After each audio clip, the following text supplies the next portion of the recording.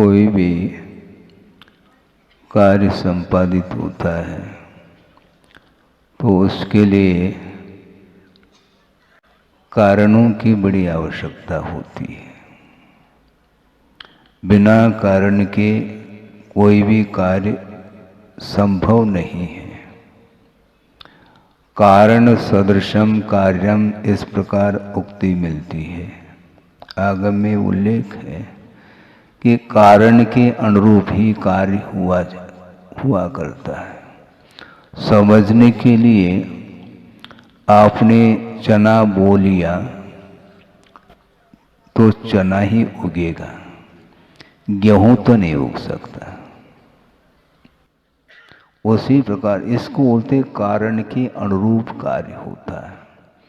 लेकिन उसमें भी महत्वपूर्ण विषय ये है कि योग्यता और निमित्त, इन दोनों के माध्यम से ही कार्य संपादित होता है। योग्यता जो होती है वह निजी योग्यता मानी जाती है और उस योग्यता की अभिव्यक्ति के लिए बहुत सारे निमित्तों की आवश्यकता पड़ती है। तो यहाँ पर प्रसंग में श्रद्धान की उत्पत्ति के लिए अर्थात सम्यक दर्शन की उत्पत्ति में जो बहिरंग कारण बहुत सारे दिए हैं, जिसमें धर्म श्रवण भी है और जिनबिंब दर्शन को भी स्थान मिलता है। गुरुदेव ने बहुत अच्छी बात कही थी, एक प्रसंग उन्होंने बनाया था कि दो प्रकार के काव्य होते हैं। एक दृश्य काव्य होता है और एक श्राव्य काव्य होता है। दृश्य काव्य का अर्थ ये है जनबिंब दर्शन, वहाँ पर धर्म श्रवण नहीं कराया जा रहा है, वहाँ पर दर्शन किया जा रहा है। आत्मा का क्या स्वरूप है उसका दर्शन करना चाहो तो जनबिंब के सामने आपको खड़े होना चाहिए। जिनेंद्र भगवान के दर्शन से क्या लाभ है यह भी बताया है। आप लोग दर्शन पाठ करते होंगे, बोलते होंगे, दर्शनेन जिनेन्द्राणाम साधूनाम वंदनेन च न चिरम तिष्ठते पापम छद्र हस्ते यथोदकम, इस प्रकार वह श्लोक मिलता है। जिनेन्द्र भगवान के दर्शन से और साधुओं के दर्शन से चिर संचित जो पाप है वह क्षण मात्र में धुल जाता है। लेकिन धुलने में इतना समय क्यों लग रहा है? छद्र हस्ते यथोदकम कहा, हाथ में अंजलि बनाई आपने और उसमें छेद है, तो वह अंजलि में पानी है तो वह रिश्ता रिश्ता रिश्ता एक क्षण में ही वह जल सारा सारा रिस करके नीचे आ जाता है। तो अभी तक वह पाप धुल क्यों नहीं रहा है? छद्र हस्ते यथोदकम कहा, तो पानी जिस प्रकार रिश्ता है उसी प्रकार पाप भी रिश्ता चला जाता है। किंतु ये ध्यान रखो, रिश्तेदारी छोड़ना पड़ेगा। ये रिश्ता नाता और जो रिश्ता है वो बार बार रिस रहा है, वो बहुत समस्या खड़ी हो रही है। बड़े बड़े जिनालय बने हैं और विशाल जनबिंब को भी आप ही लोगों ने स्थापित किए हैं और प्रतिदिन पूजन, अभिषेक, देव दर्शन आदि के सारे सारे शुभ अनुष्ठान करते हुए भी वह चिर संचित पाप धुल क्यों नहीं रहा है? बहुत बड़ा क्वेश्चन मार्क है ये। हाँ, घूम फिरा करके फिर करके वही विषय आपके सामने रखता हूं, क्योंकि बार बार रिपीटेशन करते हुए भी, पुनरावृत्ति स्वाध्याय के माध्यम से वही वही विषय सामने लाते हुए भी भावों में जो पवित्रता आनी चाहिए वह क्यों नहीं आ पाता, उसमें स्थिरता क्यों नहीं आ पाती, मन अस्थिर होता है। पीपल का पेड़ देखा आपने? देखा है? उसके जो पत्ते हैं वो हिल रहे हैं, थोड़ी बहुत भी हवा पर्याप्त है, किंतु हवा बिल्कुल रुक जाए तो पत्ते स्थिर रह जाते हैं। उसी प्रकार उपदेश चालू कर दिया तो थोड़ी बहुत हवा लगती है तो वह आप लोग हिल जाते हैं, डोलते हैं। क्या प्रवचन है, उतनी क्षण के लिए है वो, उसमें स्थिरता नहीं आती। और जब तक उसमें स्थिरता नहीं आएगी तब तक वह डीपली, वह उपदेश भीतर तक नहीं उतर पाता है। हृदयंगम करने के लिए बार बार आपको प्रयास करना पड़ेगा। अतीत अनंत काल में अनंत बार दर्शन किए होंगे, इसके बाद भी वह पाप धुल क्यों नहीं रहा है? पाप जो धुलता है वह पुण्य रूपी जल के द्वारा धुलता है। तो पुण्य संचित जिस क्वालिटी का होना चाहिए वह नहीं हो पा रहा है, इसलिए पाप धुल नहीं रहा है। कौन धोएगा? पाप का संचय भी अपने ही परिणामों के द्वारा, पुण्य का संचय भी अपने ही पवित्र परिणामों के द्वारा। तो ऐसी स्थिति में आप परतंत्र क्यों हैं? पाप करने में आप स्वतंत्र हैं तो पुण्य करने में भी आपकी स्वतंत्रता है। इसके उपरांत भी दीनहीन हो जाता संसारी प्राणी। गरीबी आ गई, गरीबी आ गई थी नहीं, मतलब अमीरी थी वह गरीबी आ गई। क्यों? अमीरी जो थी, जो संपदा, उसका उपभोग अत्यासक्ति के साथ कर लिया, उसके कारण अमीरी मिट गई। तो गरीबी आएगी, कभी रंक कभी राव, ये चलेगा। ये पैसा हजम हो गया, मेला खत्म हो गया। अब कहाँ से मेला? अब जेब में पैसा नहीं है तो केवल मेले का दृश्य देख करके आनंद नहीं आता, कुछ खाने पीने के लिए भी तो चाहिए, मिठाई के लिए। बड़ी विचित्र दशा है। एक प्रसंग, बहुत पुराना प्रसंग आपके सामने रख रहा हूं, प्रसंग के अनुरूप वो याद आ जाता है। वह उस समय का प्रसंग है जिस समय स्कूल जाते थे। तो एक छात्र ने बड़े पुरुषार्थ करके धन का संचय किया था, क्योंकि मेले में जाना है। तो एक एक पाई जोड़ जोड़ करके बड़ी कठिनाई से पैसा मिलता है, नहीं मिल पाता। वह संचय करता करता करता चला गया और लगभग उस समय 5, 7, 10 रुपए संचित हो गए। अब मेले में जा रहा है और हम भी गए थे। कौन नहीं जाता? मनोरंजन कौन नहीं करता? राग किसको इष्ट नहीं है? लेकिन वह छात्र अपने साथ जा रहा है, मैं भी जा रहा हूं, और मेले में प्रवेश पाना है।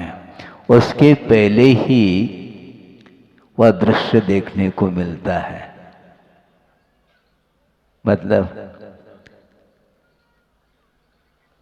ताश पत्ते वाला, तो अब उसमें लॉटरी लगने वाला है। वह देख रहा है एक छात्र, किसी ने 10 लगाया तो उसको 100 का नोट मिल गया, किसी ने 5 लगा दिया तो उसको और आज उन्होंने सोचा कि ये अच्छा है, ये इतना पुरुषार्थ, महीनों हमने पुरुषार्थ किए तब कहीं 10 रुपए का नोट मिल पाया है, अब इसको दांव में लगाना चाहिए। मुंह में पानी आ गया, क्योंकि खड़े खड़े एक व्यक्ति ने 10 का नोट लगाया और बिल्कुल 100 का मिल गया। यह अच्छा व्यापार है, ये बिजनेस। और लगा दिया ओम शांति, मतलब ओम शांति का अर्थ समझ में आने लगा आपको। गया, चेहरा उतर गया उसका। यूं होता है, इसको बोलते हैं आकर्षण, आसक्ति। क्योंकि 10 का जो नोट मिला था उसको शांति के साथ तुम मेले का दृश्य देखते, खा पी लेते, मिठाई वगैरह, घर लौटते तो कम से कम आनंद आता, पेट भर जाता। लेकिन पेट ही भरने के चक्कर में पेट भी नहीं भरा उसका। सोचो, विचार करो, उसके उस कृत्य को देख करके हमें हंसी आती है, लेकिन सब संसारी प्राणी की यही दशा हो रही है। बार बार और उसका एंड नहीं। एंड और एंड बहुत बड़ा अंतर है। AND एंड ने और END एंड ने समाप्त। समाप्त नहीं, राग को समाप्त करना है, बढ़ाना नहीं उसको। आसक्ति यदि बढ़ेगी तो उसके माध्यम से पाप का ही संचय होगा, पुण्य का संचय रुक जाता है। भावों में पवित्रता लाना चाहो, ये खेल नहीं है। कहाँ तो जिनेंद्र भगवान के दर्शन से चिर संचित पाप धुल जाते हैं, लेकिन अभी तक नहीं धुल पाया। क्षुद्र हस्ते यतोत कम कह रहे हैं, एक क्षण में धुल सकता है, लेकिन वो परिणामों की जो पवित्रता, उसकी जो क्वालिटी है, वह महत्वपूर्ण है। पाप को धोने के लिए ही ये धार्मिक अनुष्ठान किया जाता है। इसके पीछे और कोई भी लक्ष्य या प्रयोजन नहीं रहता और नहीं रहना चाहिए। तो धर्म श्रवण करते हैं तो उस समय दिमाग लगाना पड़ता है। ये श्राव्य काव्य है, किंतु जिनेंद्र भगवान के सामने खड़े होते ही किताब खोलने की आवश्यकता नहीं, साक्षात वीतरागता का दर्शन होता है। उनके शरीर में कोई भी विकृति नहीं, और विकृति किसके कारण आती है? विकृति प्रकृति और संस्कृति, 3 चीजें हो गई। प्रकृति यानी नेचर होता है, स्वभाव होता है, और स्वभाव में जो आनंद आता है वह विकृति में नहीं आनंद आ सकता। विकृति का अर्थ विकार माना जाता है, यही राग माना जाता है। बहुत कठिन है। भगवान के सामने खड़े होते सब कुछ भूल जाते हैं, लेकिन परिसर के बाहर जाने के उपरांत फिर वो कौन सी हवा लगती है, भगवान ही मालिक है उसके लिए। वो सारा सारा भाव डिलीट हो जाता है।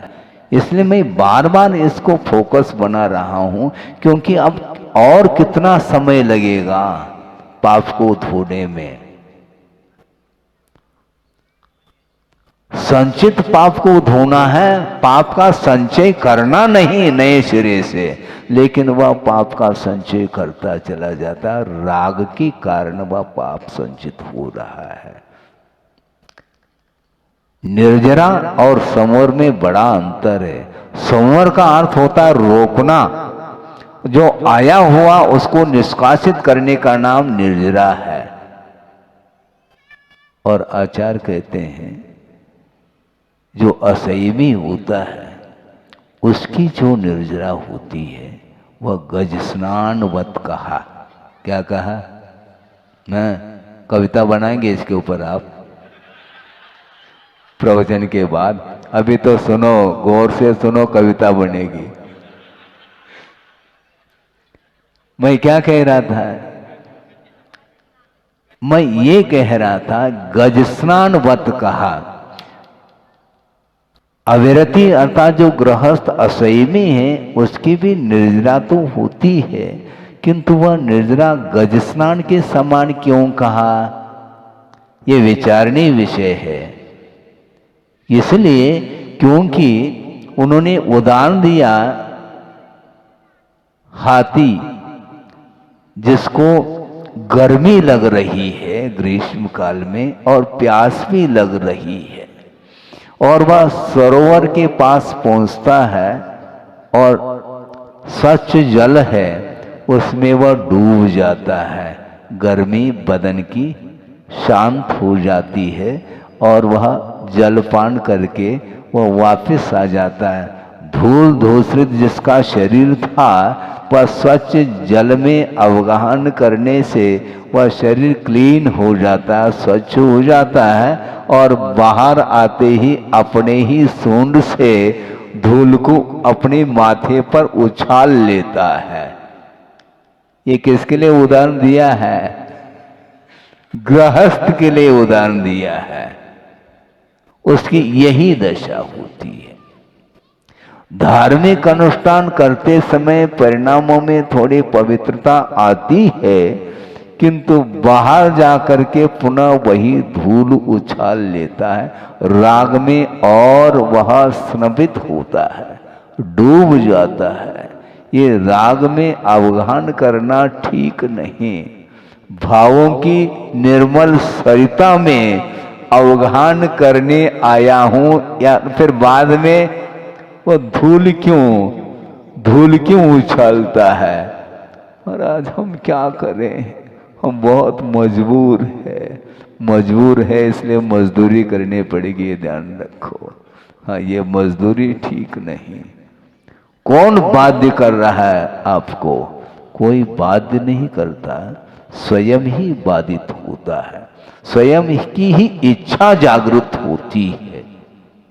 भिन्न भिन्न पदार्थों का अवलोकन हो जाता है तो उसके माध्यम से आकर्षण उसका उस पदार्थ के प्रति बढ़ता चला जाता है, और राग पूर्वक पुनः उसको ग्रहण कर लेता है, उसका सेवन कर लेता है, तो उसके माध्यम से पाप का संचय और हो जाता है। पाप का संचय होते ही वह पुण्य डिलीट हो जाता है। बार बार रिपीट करते हो, विशेष सेवन बार बार करने से वह पुण्य संचित जो था, जो पुरुषार्थ के बल पर पुण्य का संचय हुआ था, वह सब समाप्त। कल परसों कहा था ना, गुड़ गोबर। हाँ, तो ये होता है अपने ही हाथों ये होता। गाड़ी रिवर्स जाती है, नहीं जाना चाहिए। तो हम ये कहना चाह रहे हैं, जिनेंद्र भगवान के दर्शन करो तो अपने आप किसी भी वस्तु की इच्छा नहीं हो सकती है। आवश्यक है तो उसको आवश्यक के रूप में ग्रहण करें, किंतु आसक्ति की कोई आवश्यकता नहीं है। भोजन की आवश्यकता है, आसक्ति की क्या आवश्यकता है? भोजन आपने बना लिया, ले लो, आवश्यकता है, भूख लगी है, क्षुधा को शांत करने के लिए ले लिया, बस हो गया काम। अब इससे आगे क्या? पेट भर गया, अब क्यों इच्छा? अंथोखी महाराज, तो अंथोखी, अब पेट खाली तो हो जाने दो। खाली हो पाता कि नहीं हो पाता कि वैसे वह बचा रहता है, कोई पता नहीं है। और अंतों तक हम रहेंगे क्या नहीं रहेंगे ये भी ज्ञात नहीं है, कोई डेफिनेट निश्चित कुछ भी नहीं है। इसके उपरांत भी इसकी इच्छा हमेशा बनी रहती है और इस इच्छा के कारण ही वह परिणाम विकृत होते चले जाते हैं और विकृति का नाम ही संसार है और प्रकृति का नाम ही मोक्ष। प्रकृति में किसी भी प्रकार से अन्य पदार्थों से प्रभावित नहीं होना, नेचुरलिटी। हम कई बार जंगल चले जाते हैं तो उस समय ऐसा महसूस होता है कि कोई पुरुषार्थ नहीं करना पड़ता मन को केंद्रित करने के लिए, क्योंकि मन को विक्षिप्त करने वाले कोई भी वहां पर पदार्थ देखने में नहीं आते, शांत रहता है। बड़े छोटे की परिकल्पना भी समाप्त हो जाती है। मैं बड़ा हूं और ये छोटा है, ये कंपैरिजन वहां पर समाप्त हो जाता है। इसको बोलते हैं प्रकृति। इसलिए ऐसे स्थान पर रह करके निरंतर साधना करने वाले साधक लोग होते हैं, उनको किसी भी प्रकार से मन के अंदर कोई भी विकार नहीं उत्पन्न होता। और प्रकृति में जीवन व्यतीत करने वाले जो साधक होते हैं वो इतने आनंद का अनुभव लेते हैं वो कि वस्तुतः यह स्वभाव है। राग करना, द्वेष करना, क्रोध, मान, माया इत्यादि जो कालुष्य परिणाम है यह आत्मा का स्वभाव नहीं है। लेकिन महाराज स्वभाव नहीं होते हुए भी हो तो रहा है। ये क्या है? ये वैभाविक दशा है। ये अशुद्ध परिणति है उस पदार्थ की।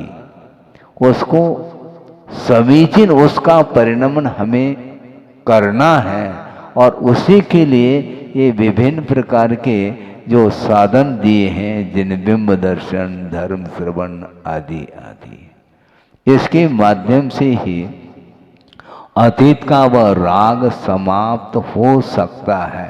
हो सकता है इसलिए कहा जा रहा है, योग्यता उसके अंदर है तो वह समाप्त होगा, नहीं है तो वह पुनरावृत्ति हमेशा बनी रहेगी। तो इसीलिए बहुत अलर्ट होकर के मन को संयत बनाने की आवश्यकता है। आपका मन और मैं संयत बना दूं ये नहीं होगा। मन आपका और मैं केंद्रित करूं ऐसा थोड़ी होता है महाराज। ऐसा कोई भी रिमोट कंट्रोल हो, आप के माध्यम से हमारा मन केंद्रित हो जाए, बताया जा सकता है। मन जो अस्थिर है वह क्यों अस्थिर है, किसके कारण है, ये सब बताएंगे तो अपने आप उन कारणों से आप दूर रहेंगे तो अपने आप मन केंद्रित होगा। क्योंकि आपका मन विषयों में केंद्रित है तो कोई ही किसी एक स्थान पर केंद्रित होगा, दोनों तरफ नहीं। हाँ। अपने आत्मा का भी दर्शन कर लो और पर वस्तु का भी दर्शन कर लो, संभव नहीं है। ये पर के प्रति जो आकर्षण बना हुआ है उसको समाप्त करने की आवश्यकता है, तब कहीं जाकर के वह अपने आप में उतर सकता है, उसके बिना नहीं है। इसलिए जिनेंद्र भगवान की दर्शन करने में इतना प्रॉफिट है, लाभ है, जिसका कोई हिसाब नहीं। इसके उपरांत भी उसका प्रभाव कुछ ही क्षण के लिए होता है, फिर बाद में समाप्त होता है। आपने देखा है ठंड के दिन में ओस गिर जाती है, ओस, और जो हरा हरा घास है उसके ऊपर वो मोती जैसे चमकते रहते हैं, वो ओस के कण देखने में अच्छे लगते हैं। लेकिन सूर्य की पहली किरण बस समाप्त हो जाएगा। उसी प्रकार भगवान की पूजन करने से कुछ ओस की बूंद जैसे पुण्य का संचय होता रहता है और वह मोह की किरण बस समाप्त होता है। तालियां इसलिए बजती है कि वो विषय समझ में आ रहा है, वह केवल शब्दों का खेल है, किंतु शब्दों के माध्यम से भीतर तक पहुंचना चाहिए। शब्दों के माध्यम से विषय स्पष्ट हो रहा है, इतना ही है। शब्दों में आनंद नहीं, तालियां क्यों बजाते हैं आप? जबकि प्रवचन 1 घंटे का होता है, 1 घंटे तक ताली बजाओ ना, नहीं नहीं हो सकता। कुछ ऐसा कोई प्रसंग आ जाता है, कोई दृष्टांत आदि देते हैं, तो उस समय आपको वह क्लियर हो जाता है। तो ये क्लियर भी हो जाता है, कई बार क्लियर हुआ है। इसके उपरांत भी पुनः उसके ऊपर आवरण आता है ना, समस्या ये खड़ी हो रही है। बार बार पुण्य का संचय करता है और बार बार पुनः राग परिणाम कर लेता है, तो संचित पुण्य जो है वह बिल्कुल समाप्त हो जाता है। इसलिए आसक्ति ठीक नहीं। उस आसक्ति के कारण जो 10 रुपए का नोट उसने खो दिया, महीनों लगे थे उसको बार बार मांग मांग करके, झूठ बोल करके आदि करके वो संचय करता है ताकि मैं आनंद ले लूं। किसका? मेले का। अब आनंद एक क्षण में समाप्त हुआ। क्यों? आसक्ति के कारण। ये आकर्षण। वस्तुतः पुरुषार्थ करो, ये पुरुषार्थ नहीं माना जाता। दांव पे लगाना ये पुरुषार्थ नहीं। तुम कसरत करते, 10 का 100 हो सकता है, वो हम कसरत क्यों करें? तो हाँ, कसरत नहीं करना है तो ठीक है, फिर मेले में एंट्री नहीं मिलेगी, बाहरी बार लौटना पड़ेगा आपको, क्योंकि पैसा खत्म हो गया, पानी में चला गया वो। तो इस प्रकार वो खेल दिखाते हैं और जो है उसके आकर्षित होकर के आ जाता है और वह अपना पैसा दांव पे लगा करके समाप्त हो जाता है और वो प्रॉफिट में है। तो इसी प्रकार संसार में ये सारा सारा आकर्षण का खेल चल रहा है, उससे वह संसारी प्राणी खेल रहा है। आत्मा के साथ खेलो ना। कौन बड़ा है, कौन छोटा है, कौन धनी है, कौन निर्धनी है, कौन ज्ञानवान है, कौन अज्ञानी है, ये सब क्या है आखिर? ये पर सापेक्ष है, बल्कि मोह के कारण ही इस प्रकार की परिकल्पनाएं होती रहती हैं। समझने के लिए तुलना करते हैं ना, चींटी छोटी है, उससे छिपकली आ गई, वो बड़ी है, और वो भी छोटी हो जाएगी। सांप आ गया, सर्प, वो बड़ा हुआ, और हाथी वो और बड़ा है।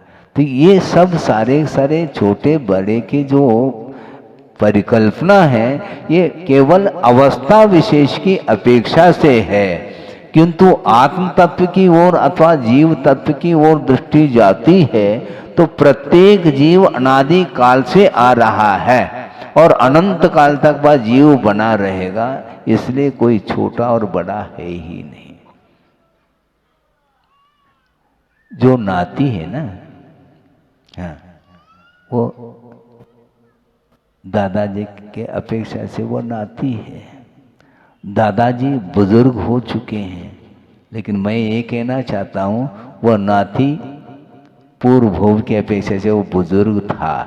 हाँ, अब पैदा हो गया है, इसलिए नाती बन गया। पहला वह दद्दा था, तो पक्की बात है, इसमें क्या दिक्कत है? कौन है बड़ा, कौन छोटा, ये सब क्या है? ये अहंकार की जड़ है ये एक्चुअल में। वो ठीक नहीं माना जाता। लेकिन फिर भी अपनी आपकी पर्सनालिटी को वह सबसे ऊंचा उठाना चाहता है। अरे सबको उठाओ ना, क्या दिक्कत है महाराज, सब में समानता आ जाएगी ना। हाँ, संसारी प्राणी को जो सुख मिल रहा है वह स्वयं को जो मिला हुआ है उसमें सुख नहीं, वह तुलनात्मक दृष्टि से दूसरे को यदि कम है तो हमें सुख है। मतलब दूसरे को दुखी देख करके वह सुख का अनुभव करता है, इसका नाम सुख नहीं। सभी सुख का अनुभव करें तो आनंद नहीं आता महाराज, आनंद नहीं आता। काय में आनंद आता है? मैं नियंता, मैं चलाऊं, ये एक है। मैं अध्यक्ष,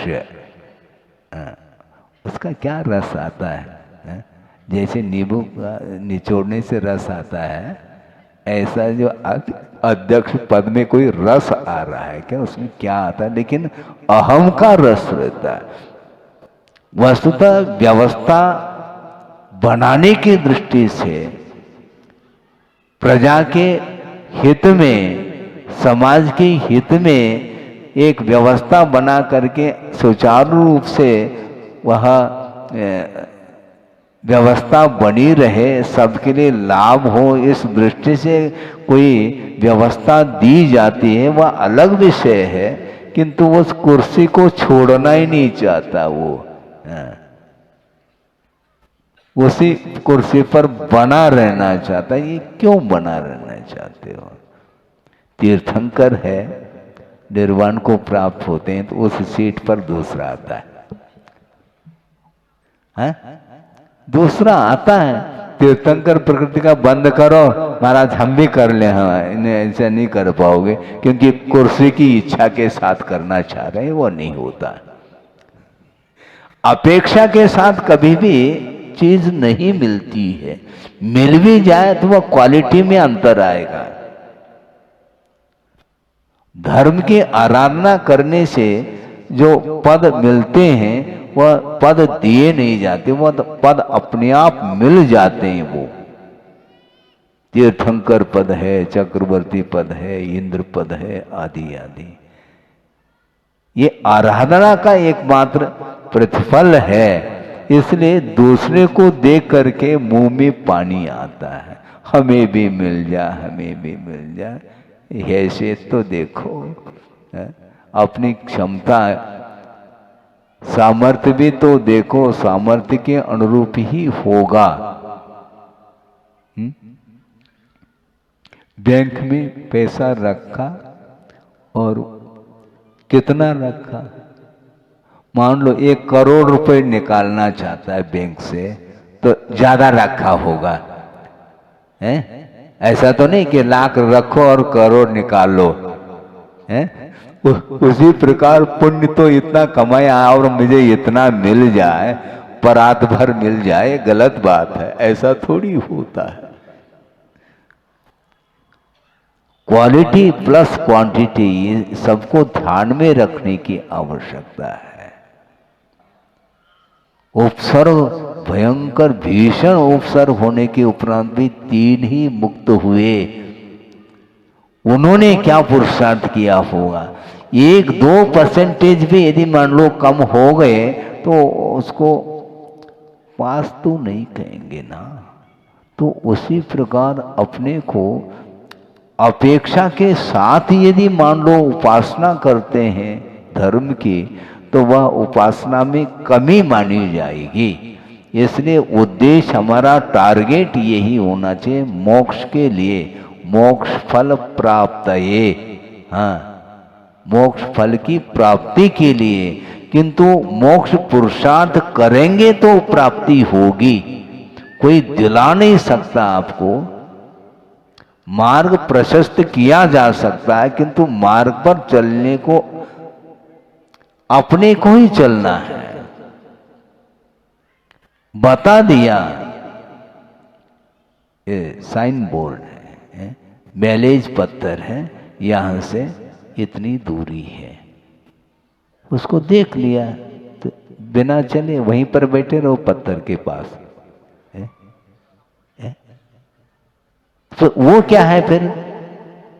वो केवल दिशा, उससे दिशा मिल रही है कि इस ओर जाने से अपने को अमुक स्थान मिलेगा। उसी प्रकार शास्त्र के माध्यम से, गुरुओं के संकेत के माध्यम से, उपदेश आदि के माध्यम से, जिन बिंब के दर्शन आदि के माध्यम से दिशा का बोध होता है, और बोध होने के उपरांत चलने का नाम चारित्र है। स्वयं को ही चलना होता है। आप चलने के लिए खड़े हो जाएंगे, समय आपका हो रहा है ना। हाँ, कहाँ जाएंगे महाराज? जहां से आए वहां जाएंगे, और क्या, और कहाँ जाना है? आना जाना मिट जाए मेरा, ये केवल कहना है, लेकिन जा रहे हैं वहीं पर जहां से आए हैं। ये आना जाना मिट जाए ऐसा नहीं मिट सकता, वहीं पर जाता है जहां से आया है। इसलिए वहां का संबंध जो है वह टूट नहीं रहा है, इसलिए बार बार उसी स्थान में वह चला जा रहा है। एक बार छोड़ दिया स्थान तो फिर वो मुक्ति का स्थान मिलने वाला है। इसलिए आपका समय हो गया है। दृश्य काव्य और श्राव्य काव्य को इसको प्रसंग बनाया था। जिनेंद्र भगवान के दर्शन करने से चिर संचित पाप कर्म भी क्षय को प्राप्त होते हैं, ये लिखा हुआ है। किंतु उस प्रकार के परिणाम आपको बनाना पड़ेगा। कैसे बनाएंगे महाराज? फिर वही प्रश्न मत करो, क्योंकि एक ये व्यवस्था है कि वस्तु का परिणमन जो होता है वह पूर्व पर्याय का विनाश होता है तो उत्तर पर्याय की उत्पत्ति होती है। तो पाप का क्षय करना ही मुक्ति, कर्म का क्षय करना मुक्ति। किससे? कर्मों से मुक्ति। कैसे महाराज? जैसे आप कर्म बांधा था जिन परिणामों से, उस प्रकार के परिणाम नहीं करना जिसके माध्यम से कर्म का क्षय होता है। ये नहीं हो पाया अभी तक, और उसको हम प्राप्त करना चाहते हैं तो बहुत कठिनाई से वह प्राप्त होगा। असंभव तो नहीं, किंतु कई भव लग सकते हैं, ये अलग विषय है। 1 साल 2 साल ये मत गिनो, साल मत गिनो, कई भव लग सकते हैं। निरंतर लक्ष्य बना करके निरंतर पुरुषार्थ सही दिशा की ओर करता है, तब जाकर के वह स्वास्थ्य पुण्य का संचय होता है। उसके माध्यम से भी, उसी के माध्यम से पाप का क्षय होता है, और पाप का क्षय हुआ तो पुण्य के क्षय करने की आवश्यकता नहीं, वह अपने आप ही वह समाप्त होता है। वस्त्र को आप धोते हैं तो धोने के लिए मान लो जो भी साधन अपनाया है वह अपने आप ही वह घिसता चला जाता है। इधर मटमैला वस्त्र स्वच्छ होता चला जाता है, और जो लगा रहे हैं साबुन आदि जो भी प्रयोग कर रहे हैं उसके साथ साथ वह भी घिस करके लीन हो जाता है, विलीन हो जाता है। उसी प्रकार ये मोहजन्य जो कालुष्य परिणाम है उसको समाप्त करने के लिए ये धर्म श्रवण है, जिन बिंब दर्शन है आदि आदि, इसके माध्यम से अपने यथा योग्य सामर्थ्य के अनुरूप यदि आप व्रत नियम इत्यादि का पालन करते हुए अपने जीवन को व्यतीत करते हैं तो निश्चित रूप से आपकी आत्मा पवित्रता का अनुभव कर सकती है। करें इस पवित्र भावना के साथ। अहिंसा परमो धर्म की जय।